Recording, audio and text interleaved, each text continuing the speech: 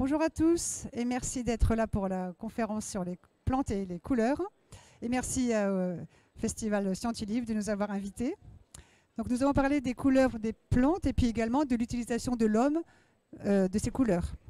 L'homme a bien noté qu'il y avait des couleurs dans les végétaux. Il s'en est servi depuis la plus haute antiquité pour peindre et teindre. Alors, voilà, quand on va se promener dans la nature, qu'est-ce qu'on voit? Du vert. Donc le vert, c'est dû à un pigment qui s'appelle la chlorophylle. Et cette chlorophylle sert à la plante à se nourrir, puisque grâce à la chlorophylle, il y a deux types de chlorophylle. Une qui permet de collecter l'énergie lumineuse et l'autre qui la transforme en énergie chimique. Et de cette transformation, la plante peut ainsi élaborer des sucres à base du CO2 de l'atmosphère. Voilà. Et ces molécules, ces hydrocarbures, ces sucres donc riches en énergie, vont lui servir ensuite à faire d'autres molécules, des protéines, des lipides, etc. Donc ce premier colorant, la chlorophylle qui est verte, donc aide la plante qui est un organisme autotrophe, c'est-à-dire qui fait lui-même ses sucres. Nous, après, on mange des plantes, ce qui nous donne de l'énergie. Voilà, donc ça c'est le premier colorant. On verra que ce n'est pas le plus utile pour, utilisé par l'homme, en tout cas pour les teintures. Alors d'autres colorants sont bien visibles, parce qu'il faut se rendre compte que la plante, les végétaux, ne sont pas mobiles. Donc ils sont statiques, ils sont fixés à un point. Et donc pour chercher le partenaire ou pour fuir devant l'agresseur, ils n'ont pas de jambes ils ne prennent pas leurs jambes à leur cou. Par contre, ils ont développé tout un arsenal chimique pour vivre et survivre. Donc on a vu déjà la chlorophylle. Alors il y a des couleurs qui vont être utiles pour la pollinisation, c'est-à-dire que pour récolter le grain de pollen, pour ensuite assurer la fécondation, donc la formation de graines, puisque la plante, son but en fait c'est de survivre, enfin comme nous tous, et puis après de disséminer les graines. Donc beaucoup de couleurs des pétales pour attirer donc les pollinisateurs. Et puis également des couleurs dans les fruits pour après disséminer les fruits, pour attirer les animaux, insectes, oiseaux, animaux divers et variés, pour après, c'est pareil, se reproduire. Donc ça, ces colorants se voient bien. Il y a des jaunes, des oranges, des violets, voilà. Mais d'autres colorants se voient moins. Ils sont masqués par justement la chlorophylle. Donc à gauche, vous avez une forêt de hêtres, en l'occurrence, avec des feuilles vertes, donc la chlorophylle, mais à l'automne, cette chlorophylle elle se dégrade et laisse apparaître d'autres pigments. Ces pigments peuvent être des caroténoïdes, mais aussi d'autres pigments qui sont dans les cellules des plantes, dans les grosses poches d'eau, dans les vacuoles, ce qu'on appelle. C'est des organites qui sont dans les cellules et qui contiennent beaucoup d'éléments minéraux, d'éléments du métabolisme primaire et du métabolisme secondaire, j'y reviendrai. Donc cette chlorophylle est dégradée et elle masque donc d'autres pigments que l'on voit du coup à l'automne, en tout cas pour les plantes qui perdent leurs feuilles à l'automne. Et ce sont beaucoup de flavonoïdes, également des caroténoïdes. Bon là, c'est difficile de le voir juste en regardant les feuilles jaunes. Quand il s'agit de feuilles rouges, on sait que c'est plutôt des pigments type caroténoïdes.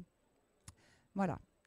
Alors, un colorant est constitué de très grosses molécules. Ce sont des molécules très complexes et qui ont toute la particularité donc de recevoir des longueurs d'onde et puis d'en réfléchir d'autres. Et pour ça, c'est une histoire d'électrons qui se baladent. Donc souvent, ce sont des molécules qui ont des doubles liaisons, dont des noyaux benzéniques que j'ai mis à droite là.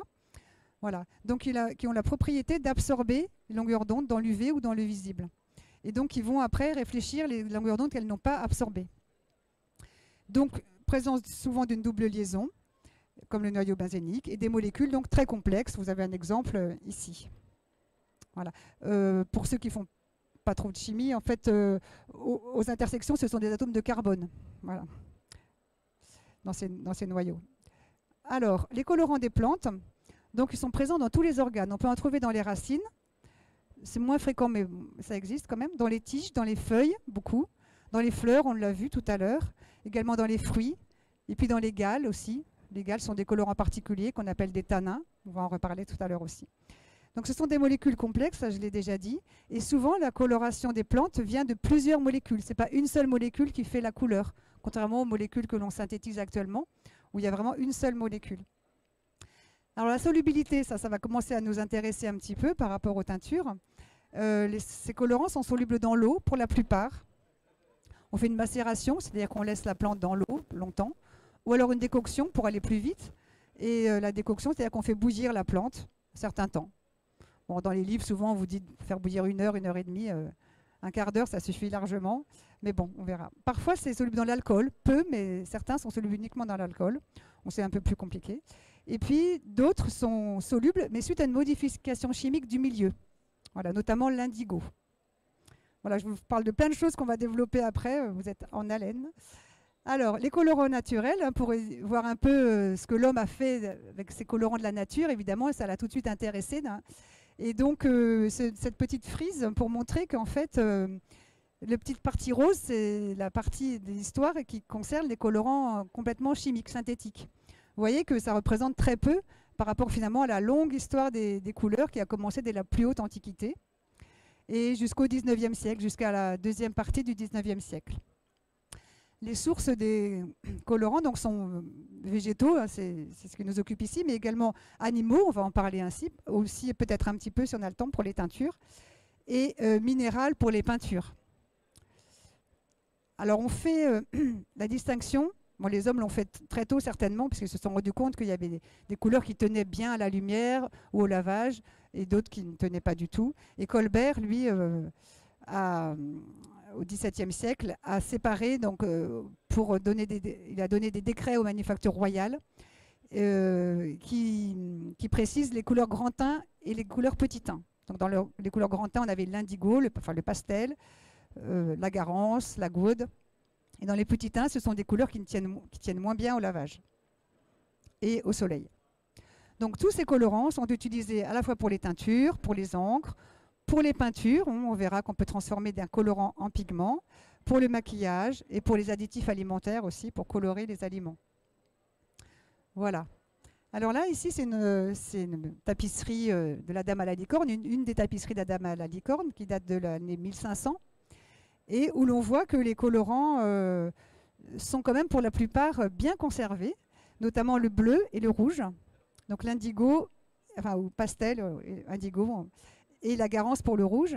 Et on voit par contre que les colorants jaunes, qui pourtant certains sont assez solides, ce sont eux qui ont les plus passé.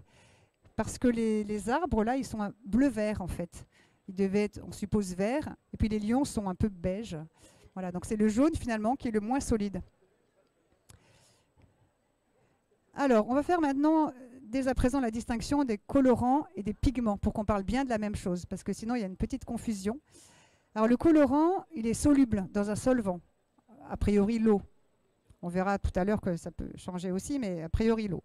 Donc on s'en sert pour faire des teintures, parce qu'il faut que quand on fait des teintures, on trempe le tissu dans un milieu où le colorant est soluble et rentre du coup au cœur des fibres.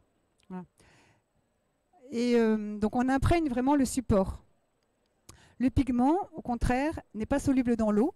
Par exemple, c'est de la terre ou des ocres. Si vous mettez de l'ocre et de l'eau, eh bien, vous allez mélanger, ça va être soluble un tout petit peu, puis après ça va se décanter, donc c'est signe que ce n'est pas soluble. On va avoir la terre d'un côté et l'eau au-dessus. Et donc, on se sert des pigments pour faire des peintures qui restent en surface du support. Donc, au pigment, on ajoute un liant. Ça peut être de l'œuf, de la gomme arabique, de la caséine, pour faire une peinture. Et là, on reste totalement en surface. Le support n'est pas imprégné. Donc, les colorants viennent des végétaux, des animaux, certains des animaux, bien sûr. Quand on fait précipiter les colorants, on peut obtenir des pigments. Donc, on a des pigments, des lacs végétales. Et le minéral, lui, les pigments minéraux qui sont énormément utilisés, bien sûr, en peinture, sont des pigments et ne seront jamais des colorants. Ils sont insolubles dans l'eau. Voilà. Ça va? On continue alors. Donc, j'ai parlé un petit peu en avance des colorants grand teint et petit teint de Colbert. Donc, on révise. Donc, là, vous avez le décret là, de 1669. Donc les colorants grand teint, une bonne solidité à la lumière, à la sueur, au lavage. Donc la sueur c'est plutôt acide, le lavage c'est plutôt alcalin. Donc voilà, c'est le pH en chimie. Et le frottement également. Et puis les colorants petit teint, peu solides à la lumière et instables selon le pH. Le pH ça mesure le degré d'acidité ou d'alcalinité d'une solution. Voilà. Alors on va commencer par le... Oui, c'est vrai qu'elle était... On va commencer par le pastel des teinturiers, puisque dans la région, le pastel est connu, puisqu'il a fait la richesse de la région, du Lauragais, du triangle Albi, Toulouse, Carcassonne, au XVe et XVIe siècle. En fait, ça n'a pas duré très longtemps. On appelle ça le siècle du pastel, mais ça a créé des richesses immenses dans la région. Des grands marchands de pastels ont bâti des hôtels majestueux, magnifiques. Hein, l'hôtel d'Acésa à Toulouse, l'hôtel de Bernuy, enfin il y en a plein. Il faut aller les voir, c'est très très beau. Bon, alors ça a fait travailler le pastel toute une kyrielle de métiers. Alors je ne sais pas s'ils gagnaient tous autant, mais en tout cas ça avait comme enrichi la région, même des petits villages qui ont rénové leurs châteaux, leurs églises, etc. Alors le pastel, qu'est-ce que c'est? C'est une plante qui s'appelle Isatis tinctoria, qui est une brassicacée. C'est une plante de la famille du colza, du chou. Voilà, donc elle fait une petite rosette de feuilles comme une salade. C'est une plante qui est bisannuelle, c'est-à-dire que si on la sème à l'automne, eh bien, à la saison d'après, au printemps, elle va faire des belles fleurs jaunes, comme le colza. Vous me direz, c'est jaune et ça teint en bleu, on va voir. Et elle fait des jolis fruits aussi. C'est vraiment une plante qui est très jolie, assez décorative dans les jardins. En plus, ça se ressème tout seul. Ce n'est pas très exigeant. Donc voilà, des petits fruits qu'on appelle des siliques, qui ont une graine à l'intérieur. Et donc, dans cette plante, eh bien, il y a des substances, des molécules qui vont être transformées pour obtenir un pigment. Cette fois-ci, je parle bien de pigment, puisque ça sera insoluble dans l'eau, un pigment bleu. Alors, comment ça se passe, cette extraction du pigment? Alors, il y a deux manières. Alors, autrefois, en tout cas en Europe, on broyait les feuilles. Donc, en fait, autrefois, on ne semait pas la plante à l'automne, mais on la semait en février pour avoir, à partir du mois de juin, des rosettes de feuilles, comme on a vu tout à l'heure, hein, des salades, dont on cueille les feuilles, on les mouline au moulin à pastel, dans un moulin, on les écrase, et on en forme des boules. C'était les femmes et les enfants qui faisaient des boules, ce qu'on appelle des cocagnes, voilà, que l'on fait sécher pas mal de temps. Ensuite, on les réimprègne d'eau, voire d'urine. Parfois, on ne sait pas trop. Et il y a une deuxième fermentation, et c'est là qu'on obtient ce qu'on appelle l'agrana, et qui nous donne qui contient le pigment, le fameux pigment bleu. Mais de façon plus ludique et assez facilement. Et d'ailleurs, c'est une méthode qui était aussi faite dans les temps anciens en Inde. Eh bien, on fait juste une macération de feuilles. Et ça, tout le monde peut le faire chez soi. C'est pas compliqué. Enfin, c'est pas compliqué. Ça se fait. Donc on met les feuilles à tremper dans de l'eau à une certaine température, donc la température associée à un temps de trempage. Ensuite, on va oxygéner ce milieu, on va filtrer, pardon, on filtre d'abord, on oxygène, et puis on ajoute, alors j'ai mis une base, c'est-à-dire que c'est de la chaux par exemple, ou du carbonate de calcium, enfin quelque chose qui va donner un milieu alcalin, un pH élevé. Voilà. Et ensuite, eh bien, on se rend compte qu'il y a des petits précipités bleus qui arrivent dans l'eau. Ben, c'est l'indigo qui se forme. Donc l'eau est un peu verte au début. Et puis ensuite, on filtre sur un tissu. Et donc, on obtient le bleu, ce pigment bleu que l'on fait sécher ensuite. Et on obtient ce fameux pigment qu'on appelle l'indigotine. Voilà. Donc, en fait, dans les feuilles, on n'avait pas vraiment ce pigment parce que là, il est oxydé. Dans les feuilles, on est dans un milieu qui n'est pas oxydé. On dit que l'oxydation, c'est la mort des cellules.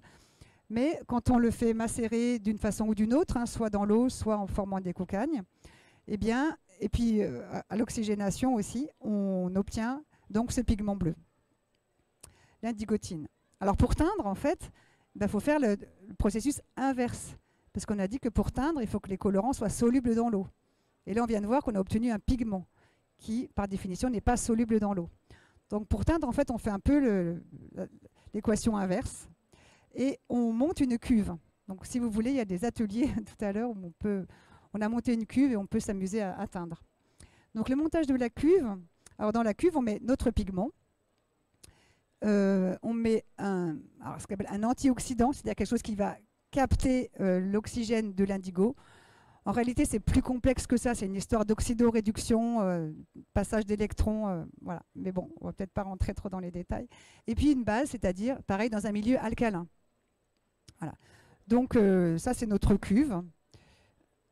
Et donc, dans ce milieu, bah, le pigment bleu, il est modifié chimiquement. Donc, c'est plus le même en fait, c'est plus la même molécule. Il devient soluble, c'est ça qui nous intéresse. Et puis, il perd sa couleur bleue. Il n'est plus bleu, il est jaune.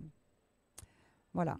Donc, je vous ai mis la molécule de cette molécule donc, qui est l'indigo, comment dire, soluble. Donc, ce n'est plus de l'indigo, hein, c'est du leuco-indigo. Voilà. Enfin, ne retenez pas l'équation. Et ce qu'on voit en surface de la cuve, si on regarde, eh ben, on voit que c'est des reflets irisés. Pourquoi? Parce que la surface de la cuve est en contact avec l'oxygène de l'air. Donc forcément, en contact avec l'oxygène, le pigment redevient bleu. Voilà. Mais si on regarde sous la cuve, eh bien on voit que c'est jaune en fait. Si on prend une cuillère, qu'on regarde sous la cuve, vous pourrez venir voir tout à l'heure, on voit que c'est jaune. Et d'ailleurs là, ici, on voit que la petite cuve là, en vert, on voit bien à travers, elle est plutôt jaune. Donc là, on peut tremper notre tissu, et notre tissu, il va donc être imprégné de cette solution. Ensuite, on va sortir le tissu de la cuve. Donc il passe du jaune au vert, puisqu'il commence un petit peu à s'oxyder. Donc le bleu commence à apparaître. Donc entre le jaune et le bleu, il y a du vert. Donc on passe par l'étape du vert. Et ensuite, on continue à oxyder à l'air. Et puis, bon, c'est pas le même tissu, vous l'aurez compris, mais c'est des tissus, c'est de la ramie d'ailleurs qu'on avait teint. Et après, ça devient entièrement bleu. Les différences de teinte, c'est simplement des différences du nombre de trempages. En fait, il est bon de tremper plusieurs fois pour que la couleur soit quand même bien solide, quoi. Voilà pour la teinture. Ça va? Pas de questions jusque-là? Alors, oui. Du coup, voilà la nouvelle molécule, donc l'indigo. Et donc, si vous regardez bien, bah, vous voyez qu'il y a deux atomes d'hydrogène en moins sur la molécule en haut, pour ceux qui ont fait attention. Voilà. Donc maintenant, on a vraiment l'indigo sur le tissu, imprégné au cœur des fibres. Voilà. Mais il n'y a pas que le pastel dans la vie. Il y a d'autres plantes du bleu. Et ce qui est vraiment curieux et intéressant, c'est que chaque continent avait sa plante du bleu et que, indépendamment, les humains ont trouvé aussi des techniques pour teindre en bleu depuis très très longtemps. Donc on a à droite l'indigofera. Donc il y a plusieurs types d'indigofera. Donc c'est des arbres plutôt qui poussent sous les tropiques. Il y en avait en Inde, en Amérique centrale aussi. Et donc c'est de la famille des fabacées. Vous voyez, c'est une autre famille que la famille du pastel déjà. Ensuite, on a le Persicaria tinctoria, qui est la persicaire indigo, qui est utilisée au Japon, en Chine, et qui est encore d'une autre famille, c'est la famille des polygonacées. Et qu'on peut cultiver chez soi. Ça demande un petit peu d'eau, mais ça se passe, ça se cultive bien. Voilà, ça fait des fleurs soit roses, soit bleues. Il y a différentes variétés sûrement. On a le Strobilanthes cusia, qui est cultivé sur les contreforts de l'Himalaya, qui est une acanthaceae, encore une autre famille. Et on en a un pot, là, pareil, sur le stand, si vous voulez aller le voir. Donc ça, c'est pour la Chine. Et puis en Afrique, eh bien, il y a le Phalaenoptera sianescens, le Gara, enfin ça dépend des pays, il a des noms variés, qui est aussi une fabacée, qui s'appelle la liane indigo. Donc c'est vraiment très, très amusant et que toutes ces plantes, en fait, après transformation, vont donner exactement la même molécule, l'indigotine. Et dans le monde des teintures naturelles, avec le bleu, il n'y a que cette molécule-là qui teint en bleu. Donc c'est assez, je trouve, assez extraordinaire. Voilà, donc oui.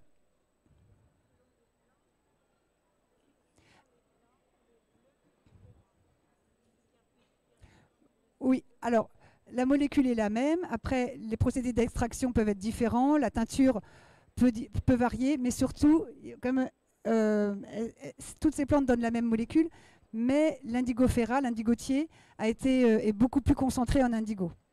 Et c'est vrai qu'on dit, traditionnellement, l'indigo a supplanté le pastel au XVIe siècle. C'est vrai qu'au XVIe siècle, le pastel est un peu moins cultivé, mais au XVIIIe, on continue à utiliser le pastel avec l'indigo. Enfin, c'est toute une histoire, je ne vais pas avoir peut-être trop le temps, mais sachez quand même que l'indigo, venant des indigotiers, parce que l'indigo, c'est la même molécule pour tous, hein, vous avez compris, mais l'indigo a été cultivé donc en Amérique du Sud. En plus, c'était des esclaves qui le cultivaient, donc si vous voulez, ça coûtait pas cher, et donc il a fait concurrence économique au pastel, et en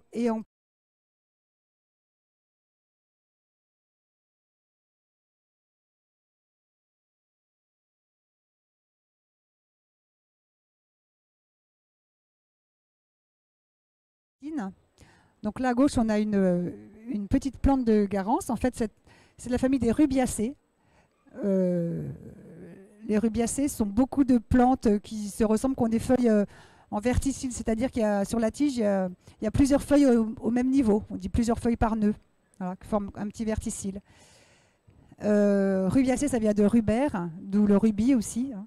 C'est une plante qui est très connue et dont pas mal de cousines à elle, enfin ses frères, ses sœurs plutôt, c'est de la même famille, enfin bon, je sais pas, ont les racines qui teignent en rouge aussi. Et là c'est pareil, beaucoup de, par exemple en Europe du Nord, on utilisait le gaillet vrai pour teindre aussi les vêtements. Enfin, chaque continent aussi a eu du rouge dans cette famille-là. Voilà, donc ça fait des petites fleurs à 5 pétales ici pour la rubia et puis des petits fruits. Voilà. Et là, ce qui nous intéresse ici, c'est donc la racine que vous voyez à gauche. Et là, c'est une autre grande famille de molécules, c'est les anthraquinones, dont la lysarine. Vous voyez, on voit encore ces cycles benzéniques, hein, donc des molécules à couleur. Donc là, c'est une scène de garançage que j'ai pris dans le livre de Dominique Cardon, Le monde des teintures naturelles. C'est un manuscrit en fait qui explique comment teindre. Donc là, on voit la cuve de Garance. Voilà. Et puis, on sait que les soldats, en tout cas, à la première année de la guerre de 14-18, avaient des pantalons teints en rouge. Et cette Garance a été beaucoup cultivée au XVIIe siècle dans le sud de la France. Et quand on a synthétisé la lysarine, donc en 1869, hein, c'était vraiment le démarrage des synthèses, ça a ruiné pareil l'économie des garancières du sud-est de la France. Voilà. Donc je vous disais tout à l'heure qu'on peut faire des pigments avec des colorants. Effectivement, là, on peut faire de la laque. On appelle ça des laques en fait, laque de Garance, c'est-à-dire qu'on a notre colorant, donc notre jus coloré. On fait donc on prend de la poudre, on la met dans l'eau, on fait chauffer. Alors, il ne faut pas la faire bouillir, la Garance, hein, mais bon, on la fait chauffer assez longtemps. Donc, le colorant part dans l'eau. On filtre pour enlever toute la partie végétale. Ensuite, on a donc une solution colorée, rouge. Et là, on ajoute de l'aluminium en poudre et puis également de la craie. Et donc, ça précipite, en fait. Le colorant est attiré par l'alun. Donc, on obtient un précipité. Donc, qui dit précipité va dire ensuite décantation ou filtration. Et là, on va filtrer le pigment, vous voyez, sur un filtre, sur un tissu. Et on obtient ce qu'on appelle le pigment de Garance ou la laque de Garance. Voilà. Avec ce pigment, on peut faire des peintures. Donc là, c'est autre chose. On n'est plus dans les teintures. Mais avec les pigments, après, on fait des teintures. C'est-à-dire que si j'ajoute du jaune d'œuf, je dilue avec mon pigment. Enfin, je broie bien le pigment. J'ajoute du jaune d'œuf. J'obtiens ce qu'on appelle une tempéra. Une peinture à la tempéra. Qui tient très bien, qui était beaucoup utilisée avant la peinture à l'huile. Et là, j'ai trouvé, c'est assez difficile, je trouve, de trouver des œuvres d'art sur lesquelles on a déterminé de quel pigment il s'agit. Parce que dans les peintures, il y a énormément de pigments synthétiques, enfin, en tout cas des minéraux, voilà, dangereux parfois. Mais c'est difficile de savoir, quand on voit du rouge, si c'est de la laque de Garance, si c'est du cinabre ou autre chose, quoi. Donc là, j'ai pris ça chez Jacques Livage, qui a fait un cours au Collège de France et qui avait mis cette photo, donc je l'ai prise, en disant que c'était de la laque de Garance, que l'habit du Christ, là, c'était de la laque de Garance. Voilà. Mais bon, donc la laque de Garance a quand même été aussi bien utilisée par les peintres, hein, autrefois.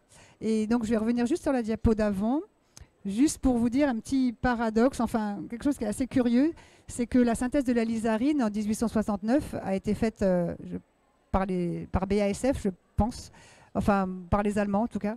Et ça voudrait dire qu'en fait, on a acheté notre pigment pour teindre les pantalons des soldats à l'Allemagne, pour qu'après nos soldats se fassent tirer dessus. Enfin, j'ai pas eu la réponse à ça, mais je me dis que c'est forcément le cas, puisque les garancières, après, n'étaient plus fonctionnelles. Enfin, donc en fait, le pigment, il venait d'Allemagne, quoi. Voilà. Si quelqu'un a une réponse... Voilà, ça m'a un peu perturbée. Voilà, donc on a vu déjà les 3 couleurs. Bon, on est passé un petit peu vite. Alors, il y a quand même d'autres plantes grand thym, dont une plante qui est de chez nous, le noyer, qui fait des tons pas si foncés que ça. Voilà, donc le noyer, c'est le brou de noix que l'on utilise, c'est-à-dire que c'est ce qu'il y a autour de la noix. Il y a la coque de la noix, puis autour, il y a le brou qui noircit à l'air. C'est la juglogne, il y a aussi un peu de tanin dedans. Et donc ça, c'est un colorant. Alors c'est un autre type de colorant, puisqu'on peut ne pas le mordancer du tout. Alors pas de cuivre, pas de mordançage, enfin l'idéal quoi. On fait une décoction, on trempe le tissu ou la laine. Enfin, je dis tissu ou laine, enfin tissu, le coton ou la laine. Il faut savoir que dans les couleurs végétales, la laine prend beaucoup mieux les couleurs que le coton. C'est beaucoup plus facile, les couleurs sont beaucoup plus vives. Voilà. Le lin est également assez flatteur pour vis-à-vis des teintures végétales. Voilà pour le noyer, donc qui était référencé par Colbert dans les couleurs grand teint, donc ça valait le coup d'en parler. Voilà, on va terminer par les plantes à tanins. Alors les tanins, je vous disais, ce sont des... Alors est-ce qu'on peut appeler ça des colorants? Ça ne donne pas vraiment de couleurs, certaines donnent des couleurs, certains tanins donnent des couleurs, mais parfois il n'y a pas du tout de couleurs, mais c'est quand même des plantes qui ont un peu les mêmes molécules à la base, vous voyez, des phénols. Le phénol, c'est ça, c'est le noyau basénique avec OH. Bon, je fais encore un petit peu de chimie.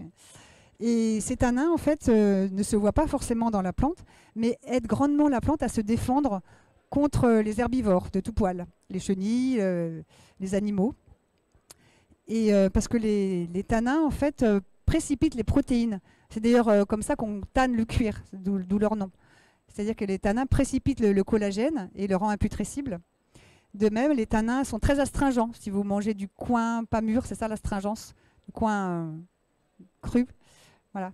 Ça, on a l'impression que c'est tout râpeux dans la bouche. En fait, c'est que le tanin il précipite les protéines salivaires et du coup, on a l'impression qu'on n'a plus la salive, quoi. Voilà. Et donc ce sont des polyphénols hein, et qui protègent aussi la plante contre les champignons. J'ai pas précisé. Enfin, c'est des herbivores aussi d'une certaine manière. Voilà, donc comme je vous disais, hein, les plantes ne sont pas mobiles, donc c'est aussi un atout chimique qu'elles développent pour se protéger des prédateurs. Et alors en teinture, eh bien, c'est très intéressant les tanins, puisque déjà ça peut servir autrefois dans les manuels de teinture, on utilisait beaucoup les tanins comme pré-mordançage avant l'alun. Voilà. Donc on faisait un bain de tanin, puis un bain d'alun, puis un bain de tanin, puis un bain d'alun. Heureusement maintenant on a des méthodes plus simples. En tout cas, en présence de fer, ces tanins donnent une couleur noire. Donc il y a eu beaucoup d'applications, notamment les encres des manuscrits, les encres de l'Antiquité, sont des encres qu'on appelle ferro-galliques. Les galles, en fait, ce sont des petites excroissances faites sur les arbres suite à une piqûre d'un insecte qui détourne un petit peu la machinerie cellulaire de la plante. Et la plante, elle crée autour de l'insecte une sorte de petite maison, quoi, très riche en tanins. Et l'insecte va faire tout son cycle. Je vous le mets tout de suite, la gale, comme ça vous la verrez. Va faire son cycle, c'est-à-dire qu'il va passer au stade larvaire, plusieurs stades larvaires, puis ensuite l'adulte. Puis après, l'adulte va sortir. C'est pour ça qu'on voit les petits trous. Voilà. Donc ça, ces gales-là sont très riches en tanins.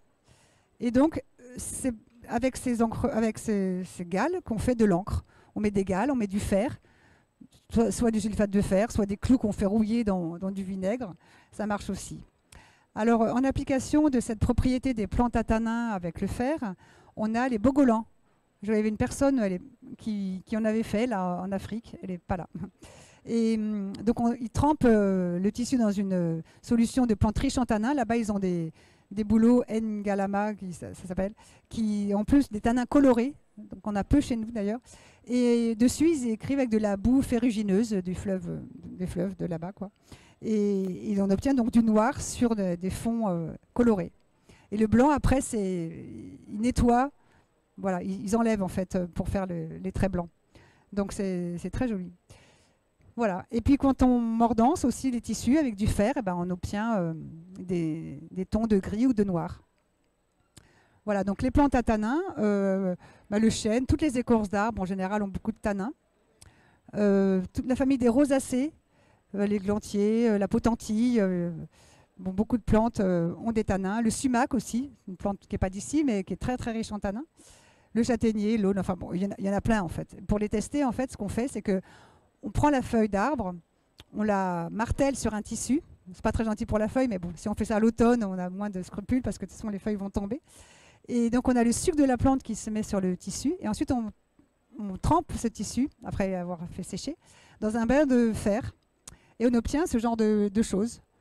Donc on a les empreintes de la feuille sur le tissu. C'est très joli, c'est assez stable. Voilà. Donc bon, plein de choses à faire avec les... Alors, je vais juste parler rapidement des déclins des colorants naturels. Donc, à partir d'un sous-produit, donc le goudron de houille, on a synthétisé l'aniline. Encore une petite figure chimique. Et donc, en 1856, on a synthétisé la mauvéine, donc la couleur mauve. Bon, je n'ai pas eu le temps d'en parler, mais il y a une teinture qui était très, très emblématique de l'Antiquité, très riche, c'était la pourpre. Voilà. Et donc, c'est amusant de voir que la première molécule qu'on a synthétisée, en gros, ça ressemblait à la pourpre, quoi. En France, on a synthétisé la fuchsine. Donc voilà. Et puis ensuite, il y a eu plein de colorants synthétiques. Il y a eu après les colorants azoïques. Enfin, c'est pas ma spécialité, mais bon, voilà. Et en 1865, il y a eu la création de BASF, donc Badische Aniline and Soda Fabric. Et ce que je voulais vous dire, c'est qu'il y avait seulement 2 colorants naturels qui ont été synthétisés parce qu'ils étaient vraiment très solides. On les a vus déjà au départ. Vous vous souvenez lesquels c'était? Donc la garance et l'indigo. Et donc la lizarine a été synthétisée en 1869, donc fin de la production de la garance. Et l'indigo en 1889 ou 90, peut-être que je ne sais plus exactement. Et donc là, c'était la fin de la production d'indigo en Inde. Voilà. Donc là, les colorants, évidemment, la palette de couleurs a augmenté de façon incroyable. Parce qu'en gros, on avait 30 molécules avant, maintenant on en a des milliers. Les prix ont beaucoup baissé. Une fois que la méthode était en place, BASF a commercialisé en 1897, donc ils ont mis un peu de temps à faire l'indigo synthétique en grande quantité, mais voilà. Les couleurs sont plus vives, plus stables, voilà. Mais bon, on a actuellement un gros problème de pollution avec ces teintures. Et la pollution vient des pays qui font la teinture, qui n'ont pas mis en place de règlements pour limiter ça. Mais ça vient aussi du fait qu'on consomme énormément de vêtements, beaucoup trop, et que forcément on achète, et quelque part c'est fait quelque part et ça pollue. Voilà. Donc, donc malgré le déclin, il y a quand même quelques irréductibles qui continuent à s'amuser. Et je voudrais citer Michel Garcia qui avait créé l'association Couleur Garance, qui maintenant est en Bretagne et qui a vraiment été un précurseur des teintures naturelles depuis 30 ans. Il fait des stages, il est très, très bien, très partageur. Il y a Fred Boyer dans le Tarn, Paysan des couleurs. Il y a nous, Couleur en herbe, donc on fait des ateliers aussi. Il y a Patrimoine, Culture et Territoire à Nailloux qui ont recensé tous les monuments pasteliers. Ils font vraiment un beau travail. Il y a David Santandreux qui m'a prêté 2-3 photos, qui fait aussi des stages à Lautrec. Et puis je vous ai mis Juliette Binoche, vous allez vous demander pourquoi, qu'est-ce qu'elle fait là. C'est que dans le film La Belle Épouse, il y a son costume en fait est fait en teinture naturelle parce qu'il y a aussi un renouveau du côté du cinéma. Il y a Sandrine Rosier, une teinturière qui fait des formations et à qui on a demandé, pour certains films en tout cas, d'essayer de faire des teintures naturelles. Donc voilà, il y a un petit renouveau, plus de manière peut-être ludique et marginale que commerciale à grande échelle, parce qu'après il faudrait aussi cultiver des plantes. Enfin, c'est un autre débat, moi je ne sais pas. Voilà pour ça. Donc, et puis donc les sources, donc Le Monde des teintures naturelles, ça c'est la Bible, c'est vraiment un livre incroyable de Dominique Cardon. Ça c'est l'ancien livre qui est épuisé, donc son premier. Donc les livres de Michel Garcia, bien sûr. Marc-André Sellos, Les goûts et les couleurs du monde, lui il parle de tanins pour tous les colorants, pour tous les polyphénols. C'est très intéressant, j'ai vu qu'il l'avait là à côté. Et puis tous les livres de Michel Pastoureau aussi, voilà, qui sont très intéressants sur les couleurs. Il y a l'histoire vivante des couleurs aussi de Philippe Ball, un chimiste, qui est intéressante aussi. Et ben voilà, j'en ai terminé. Donc je termine avec cette diapo qui vous montre l'arc-en-ciel. Parce que la 7e couleur de l'arc-en-ciel, c'est l'indigo, a dit Newton. Et voilà, donc pour finir sur une note d'indigo. J'ai terminé. C'est bon. Donc s'il y a une question, mais par contre j'entends très très mal moi.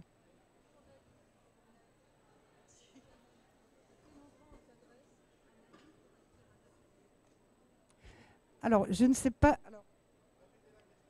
Répétez. Ah oui, à quel endroit vous m'entendez là? À quel endroit on s'adresse à Nailloux pour eh bien, ils sont sur Internet, Patrimoine, Culture et Territoire. Vous les trouvez. J'ai pas. Voilà. Sinon nous on fait des ateliers aussi. Mais on est à Castanet. Alors, pour avoir nos coordonnées, vous allez prendre un flyer qui est sur le stand. Voilà, oui, oui, oui, on a toutes les coordonnées.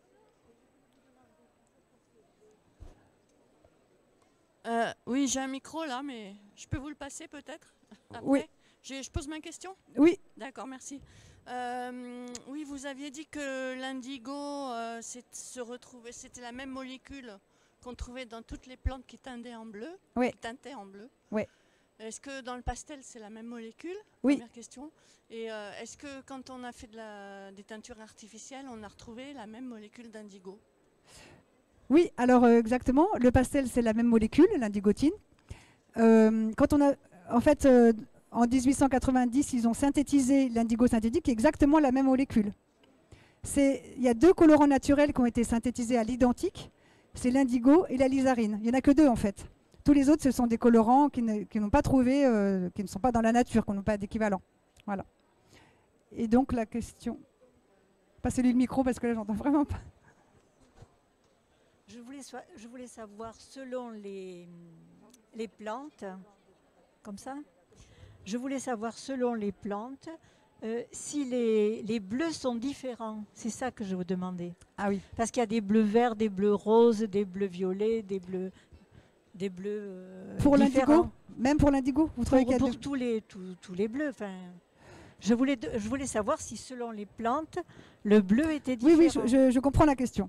Je pense que oui, ça dépend surtout, enfin en théorie non, puisque c'est la même molécule. Ah. Mais après, il peut y avoir des différences dans l'extraction, il y a peut-être des différences à la manière de teindre, des types de cuves, et puis surtout du nombre de trempages aussi. Ah, oui. Et puis c'est vrai que, alors en réalité, il y a d'autres molécules que l'indigotine qui sont produites. Il y a de l'indirubine qui tire un peu vers le rouge. Ça peut être un petit peu différent, mais quand même, par exemple, votre pull, je dirais qu'il n'est pas fait à l'indigo, votre pull. Non, mais c'est vrai que ça se voit, on reconnaît quand même la couleur indigo, c'est peut-être plus sur le gris, ça tire peut-être plus sur le gris, je ne sais pas. Enfin, c'est vrai, une couleur qui se... Ben là, vous voyez, ça c'est de l'indigo, par exemple. Ça aussi. J'aurais parié sur le pastel, mais enfin... Ouais, alors quand on teint avec vraiment que du pastel, on peut, mais il faut faire vraiment beaucoup de bains, quoi. Enfin, pour avoir un bleu un peu plus foncé, il faut beaucoup de bains, quoi. Et d'ailleurs, c'est plus solide. Plus il y a de bains, plus c'est solide. Merci. Je vous en prie.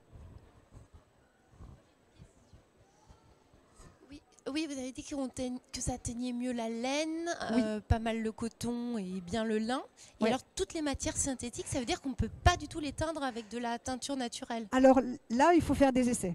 Il faut essayer parce que le nylon a des fibres creuses, par exemple, et il prend quand même la teinture. Et après, il faut faire des essais. Là, moi, j'avais un foulard qu'on m'avait donné complètement en polyester. Donc, je viens de faire un essai dans la cuve. Ça prend un bleu clair. Enfin, il faut voir. Ça ne tiendra peut-être pas très bien, mais...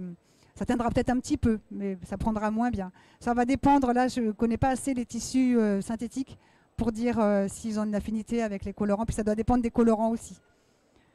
Peut-être que pour l'indigo on peut y arriver, je ne sais pas, je n'ai pas tout à fait la réponse là. Pas de questions?